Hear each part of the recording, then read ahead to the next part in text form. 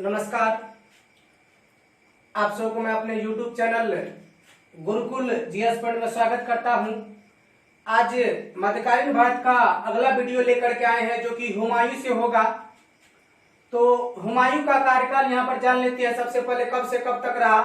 तो हुमायूं का पहला कार्य 1530 ईस्वी से लेकर 1540 ईस्वी तक रहा और दूसरा कार्यकाल इसका 1555 से लेकर के 1556 ईस्वी तक रहा था। और एग्जाम में कभी कभार पूछ दिया जाता है कि ऐसा कौन सा शासक आया था जिसका कार्यकाल 2 बार रहा था। तो याद रखना है हुमायूं का। तब यहाँ पर हम जान लेते हैं हुमायूं का परिचय से। सबसे पहले इसका नाम पूरा पूछ देता है हुमायूं का। तो हुमायूं का पूरा नाम था नासिरुद्दीन मोहम्मद हुमायूं। हुमायूं का फुल नाम क्या था? नासिरुद्दीन मोहम्मद हुमायूं। और इसके पिता के नाम बाबर था। हुमायूं के पिता कौन थे? बाबर थे। और इसकी माता थी माहम बेगम। और पीसीएस के एग्जाम में बराबर ये पूछा जाता है कि हुमायूं की माता की नाम क्या थी। तो याद रखना है माहम बेगम। अगला, अब हुमायूं का जन्म कब हुआ था? तो हुमायूं का जन्म हुआ था 6 मार्च 1560 ईस्वी को काबुल में।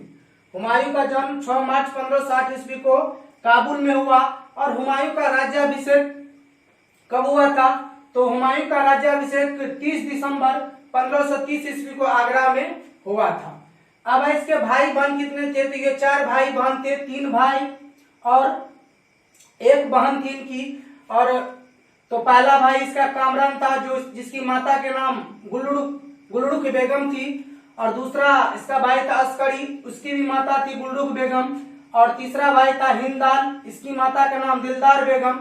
और बहन जो थी गुलबदन बानो बेगम, इसकी भी माता दिलदार बेगम ही थी। और गुलबदन बानो बेगम से यहाँ पर एक क्वेश्चन पूछा जाता है कि हुमायूंनामा पुस्तक की रचना किसने किया था? तो हुमायूंनामा पुस्तक की रचना गुलबदन बेगम ने किया था। अब यहाँ पर हम जान लेते हैं प्रसिद्ध चुनौतियां इनके साथ क्या क्या आई थी। तो साम्राज्य का विभाजन। साम्राज्य का विभाजन ये अपने 4 भाइयों में कर दिया था हुमायूं ने।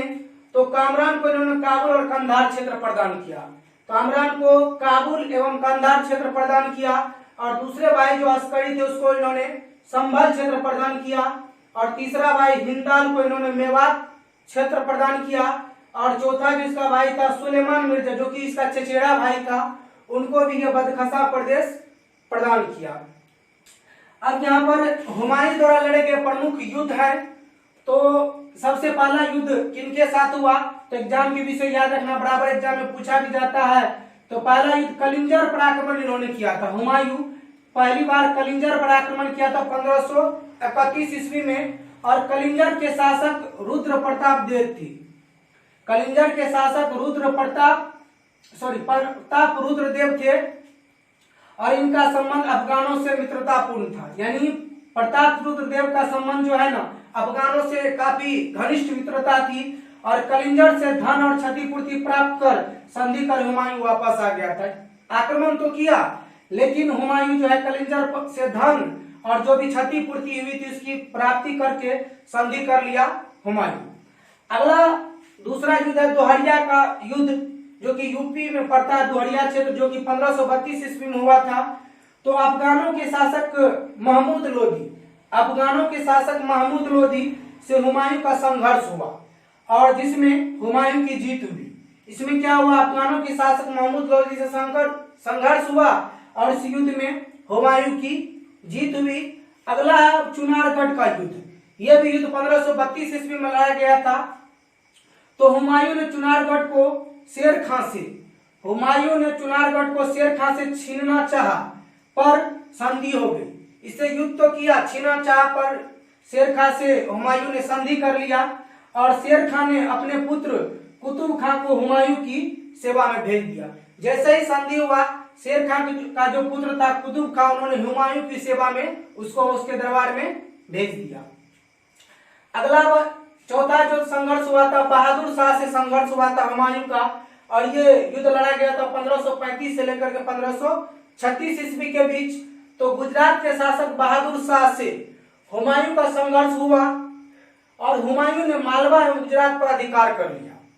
यानी बहादुर शाह से संघर्ष हुआ। इसमें क्या हुआ? हुमायूं ने मालवा एवं गुजरात पर अधिकार कर लिया, परंतु 1 वर्ष के अंदर ही गुजरात एवं मालवा स्वतंत्र हो गया, लेकिन ज्यादा दिन तक उस पर उपभोग नहीं कर पाया। 1 वर्ष के पश्चात ही गुजरात और मालवा स्वतंत्र हो गया। अब आगे युद्ध है चुनारगढ़ का युद्ध, जो कि बिहार में पड़ता था, बिहार का क्षेत्र था। यह युद्ध हुआ था 1538 ईस्वी में और हुमायूं ने चुनार के किले पर अधिकार कर लिया। हुमायूं ने क्या किया, चुनार के किले पर अधिकार कर लिया और चुनार से आगे बढ़कर बंगाल पर भी अधिकार कर लिया। चुनार को जैसे ही जीता आगे बढ़ते जा रहे थे और बंगाल पर भी अधिकार कर लिया। और तब तक में दिल्ली से सूचना आई कि उधर आगरा में क्या हुआ, आगरा में हिंदलाल ने स्वयं को स्वतंत्र बादशाह घोषित कर दिया। आगरा में क्या हुआ, उसके जो भाई थे हिंदलाल, उन्होंने स्वतंत्र खुद को अपना बादशाह घोषित कर लिया और वो जो विजय अभियान को छोड़ करके वापस फिर आगरा लौट चला। अगला युद्ध हुआ चौसा का युद्ध, इंपोर्टेंट है, ये बराबर एग्जाम में पूछा जाता है। चौसा का युद्ध कब हुआ था, तो ये 1539 ईस्वी में लड़ा गया था। अब शेर खान ने चौसा के युद्ध में, शेर खान ने चौसा के युद्ध में हुमायूं को पराजित किया।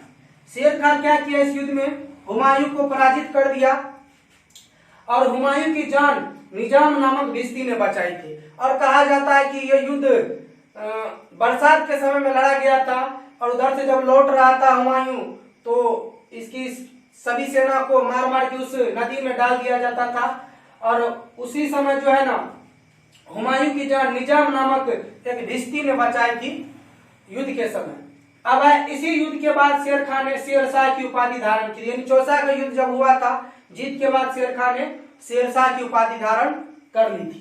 अब अगला युद्ध ये हुआ था आपको कन्नौज या बिलग्राम का युद्ध 1540 ईस्वी में लड़ा गया था। तो एग्जाम के विषय से भी याद रखना है, बराबर एग्जाम में पूछा जाता है कन्नौज या बिलग्राम का युद्ध कब लड़ा गया था, तो यह 1540 ईस्वी में लड़ा गया था और हुमायूं को शेरशाह ने पराजित किया। इस युद्ध में फिर क्या हुआ, हुमायूं को शेरशाह ने पराजित किया और आगरा दिल्ली पर अधिकार कर लिया, यानी हुमायूं को हराकर आगरा दिल्ली पर अधिकार कर लिया तथा हुमायूं सिंध भाग गया। उसके बाद जैसे ही कब्जा किया हुमायूं भारत को छोड़ करके सिंध भाग गया। अब हुमायूं का निष्कासित जीवन, यानी भागने के बाद 1540 से लेकर 1555 ईस्वी तक इसका जीवन कैसा रहा, इस पर आगे चर्चा करेंगे। तो 1541 ईस्वी में हिंदलाल के गुरु मीर अली अकबर की पुत्री, 1541 में हिंदलाल के गुरु मीर अली अकबर की पुत्री हमीदा बानो से विवाह किया। हुमायूं ने किससे विवाह किया, तो हमीदा बानो से विवाह किया और हुमायूं को सिया बनने के शर्त पर, हुमायूं को एक शर्त रखा गया कि सिया आप बनिए। सिया बनने के शर्त पर ईरान के शाह ने हुमायूं की सहायता की, यानी भारत आने पर पुनः सहायता किया और जिसको स्वीकार कर लिया था हुमायूं ने। उसके बाद पुनः भारत आगमन होता, पुनः भारत विजय होता है हुमायूं का। तो 1555 ईस्वी में मच्छीबाड़ा का युद्ध हुआ था। 1555 ईस्वी में मच्छीबाड़ा का युद्ध कर पंजाब को इन्होंने हुमायूं ने जीत लिया। अगला युद्ध फिर 1555 ईस्वी में हुआ था, सरहिंद का युद्ध हुआ। इसमें हुमायूं ने सिकंदर सूर को पराजित कर पुनः साम्राज्य पाया। इसमें क्या हुआ, 1555 ईस्वी के सरहिंद का युद्ध हुआ और हुमायूं ने सिकंदर सूर को पराजित किया। उस समय सिकंदर सूर का ही शासन था, उसको पराजित कर पुनः अपना साम्राज्य पाया। आगे है अब दिनपनाह के पुस्तकालय से, ये इंपोर्टेंट है, एग्जाम में पूछा जाता है। दिनपनाह के पुस्तकालय के सीढ़ी से गिरकर हुमायूं की मृत्यु जनवरी 1556 ईस्वी में हो गई। दिनपनाह के पुस्तकालय के सीढ़ी से गिरकर हुमायूं की मृत्यु 1556 ईस्वी में हो गई और हुमायूं ज्योतिष विद्या में विश्वास रखते थे, काफी विश्वास था, जो भी इसको ज्योतिष कहते थे वो करते थे। तो ये भी क्वेश्चन पूछा जाता है ऐसा कौन सा शासक था जो कि ज्योतिष विद्या में विश्वास रखते थे, तो वो हुमायूं था। और तथा सप्ताह के 7 दिन ये 7 रंगों के कपड़े पहनते थे और पहनना अनिवार्य कर दिया था। ये भी क्वेश्चन पूछा जाता था ऐसा कौन सा शासक आया जो कि सप्ताह के 7 दिन 7 रंग के कपड़े पहनना अनिवार्य कर दिया था, तो वह हुमायूं होगा। और एक इतिहासकार था लेनपुल, एक इतिहासकार था लेनपुल, इन्होंने कहा कि हुमायूं जीवन भर लड़खड़ाते रहा और लड़खड़ाते लड़खड़ाते इनकी मृत्यु हो गई। इतिहासकार कौन था, लेनपुल था। इन्होंने क्या कहा कि हुमायूं जीवन भर लड़खड़ाते रहा और लड़खड़ाते लड़खड़ाते इसकी मृत्यु हो गई। तो दोस्तों आप सबों को ये वीडियो पसंद आए तो चैनल को जरूर सब्सक्राइब करें, क्योंकि चैनल का अब नाम चेंज कर दिया गया है। चैनल का नाम है गुरुकुल जीएस पॉइंट।